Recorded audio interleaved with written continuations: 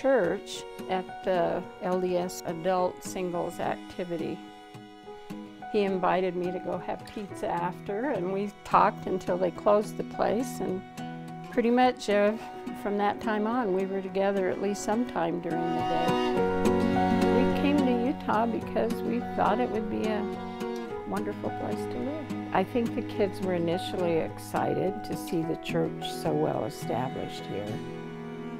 But I think it was more than that. There was a different feeling here in Utah.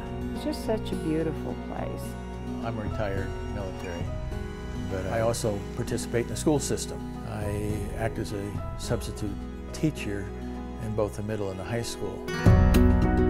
My daughter Candice came as a bright light into my life at a time when I really needed some sunshine. My name is Candice Metzler.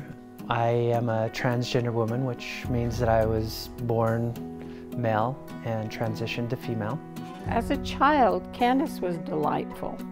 I remember her exuberance, her love of people. She's always had a very big heart. She's just very into all of what life is about. I knew at about 8 years of age that I was not really comfortable being male. Certainly puberty was the most difficult point where I realized something was not going very well. Watching my body develop, I found to be very horrific.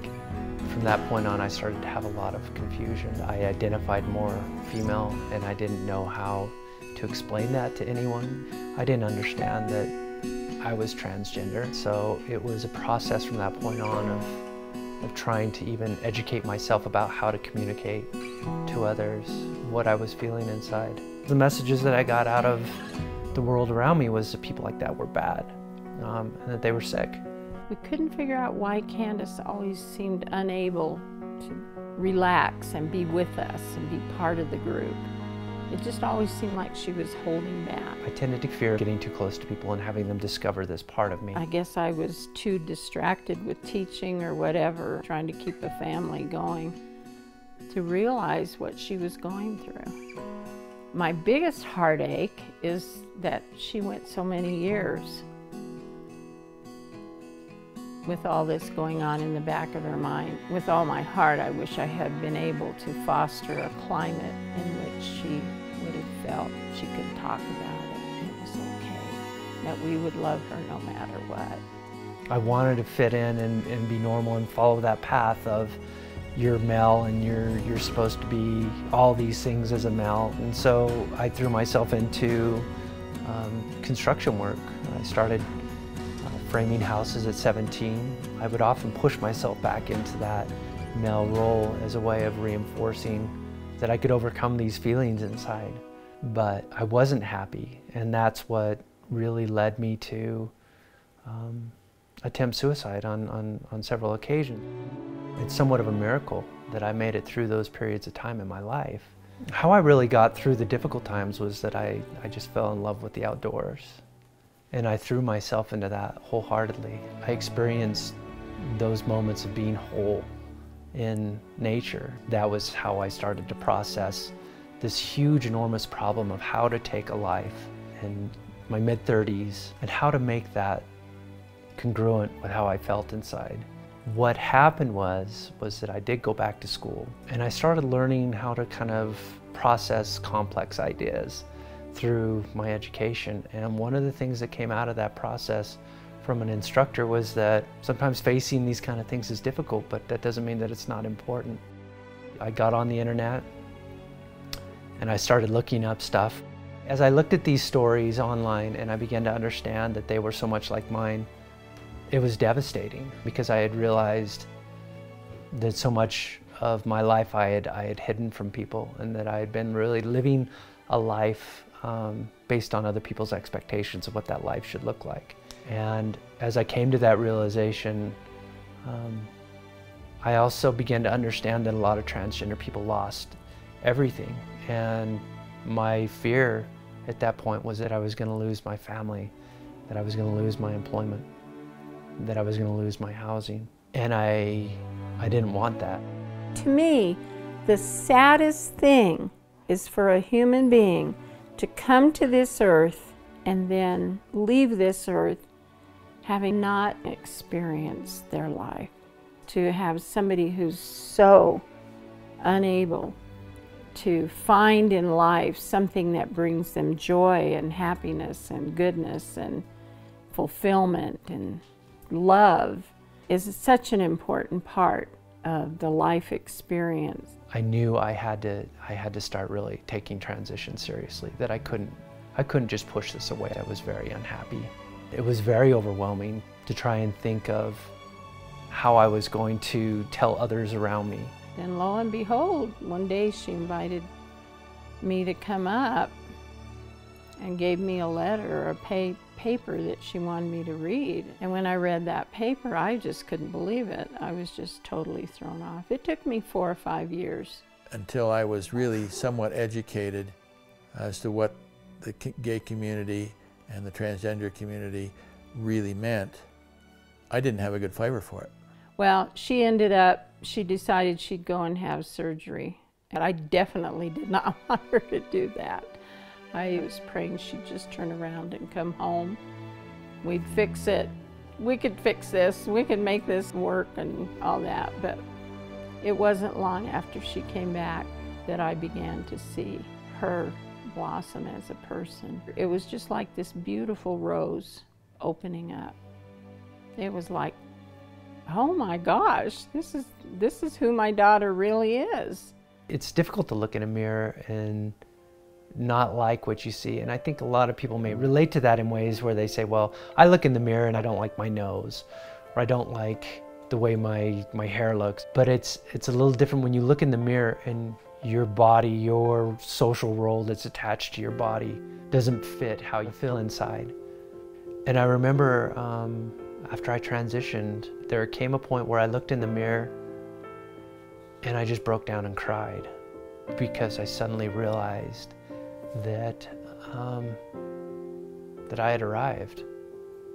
It feels like not being a ghost. People being able to see me for who I am, and knowing that at least people will know who the person was that I am. She seemed to have a confidence, you know. This is my life and I'm gonna live it now. Once I attended some of the informational presentations that Candice invited us to at the University of Utah, it pretty much opened my eyes to what the transgender community was. It's a matter of understanding of where these people are in their lives, why they were born that way. And they were born that way. It's not something they chose to do. It's really opened me up to the point where I can see society needs to step back and let people decide for themselves who they are, what path they need to take, and allow them their lives, for crying out loud. This is their time as much as it is our time. God knows what's going on, and if any of us are His children, we all are His children. It's time for people to stop, in the name of religion or whatever else, putting shackles on people and not allowing them to express the uniqueness that they are. I wish with all my heart that people in Utah could begin to appreciate what they have to offer.